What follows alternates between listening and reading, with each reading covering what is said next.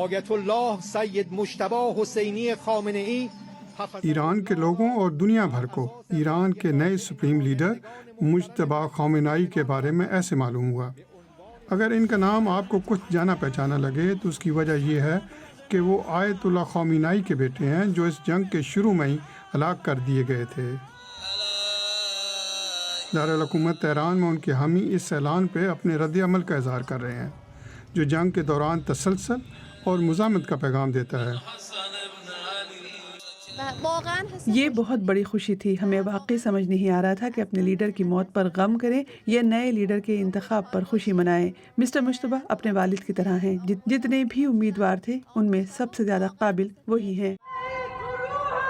لیکن سب لوگ اس خبر سے خوش نہیں تھے۔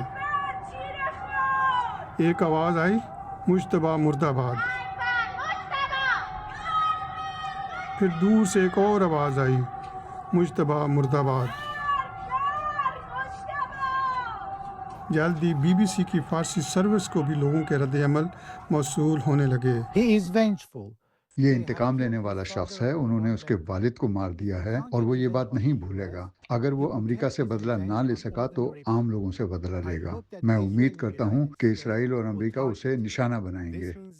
اس کا مطلب ہے کہ کچھ بھی تبدیل نہیں ہوگا، بلکہ شاید اور بھی برا۔ بہرحال مجھے نہیں لگتا کہ یہ صورتحال زیادہ دیر چلے گی، مجھے نہیں لگتا کہ وہ زیادہ عرصہ ٹکے گا۔ اسمبلی پہلے رہبر اعلیٰ کے اس سے زیادہ قریب کوئی شخص نہیں چن سکتی تھی، اس لیے سب کچھ تقریباً ویسا ہی رہے گا۔ انہیں اپنے نعرے بھی بدلنے کی ضرورت نہیں۔ صرف ایران کے اندر حکومت مخالف لوگ ہی اس تقرری سے ناخوش نہیں ہیں۔ اسرائیل پہلے کہہ چکا ہے کہ وہ نئے رہبر اعلیٰ کو بھی نشانہ بنائے گا، جبکہ ڈونلڈ ٹرمپ نے انہیں ایک کمزور شخص کہا جو زیادہ دیر نہیں چلے گا۔ یہ سب ایک ایسے دن ہوا جب تہران کی فضائیں دھوئیں کے بادلوں سے ڈھکی ہوئی تھیں، جو اس حملے کی وجہ سے تھا جو ایران کی آئل کی تنصیبات پہ ہوا۔ ایک مقامی رہائشی نے بی بی سی کو بتایا کہ ان حملوں نے رات کو دن میں بدل دیا۔ تیل شہر کی آبپاشی نہروں میں بہنے لگا اور پھر آگ کے دریاؤں میں تبدیل ہو گیا۔ ایران کا کہنا ہے کہ وہ بھی جواب دے گا۔ یہ ویڈیو متحدہ عرب امارات کی طرف سے جاری کی گئی، جس میں ان کے پائلٹ ایرانی ڈرون گراتے ہوئے دکھائی دے رہے ہیں، لیکن کچھ ڈرون اپنے ہدف تک پہنچ رہے ہیں۔ ایران میں جب رات دن میں بدل رہی تھی تو تیل کی آگ سے اٹھنے والے دھوئیں نے سورج کو بھی چھپا دیا۔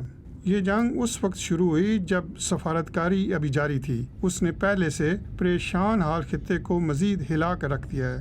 جو آگ اس نے بھڑکائی ہے وہ اب مزید پھیل رہی ہے۔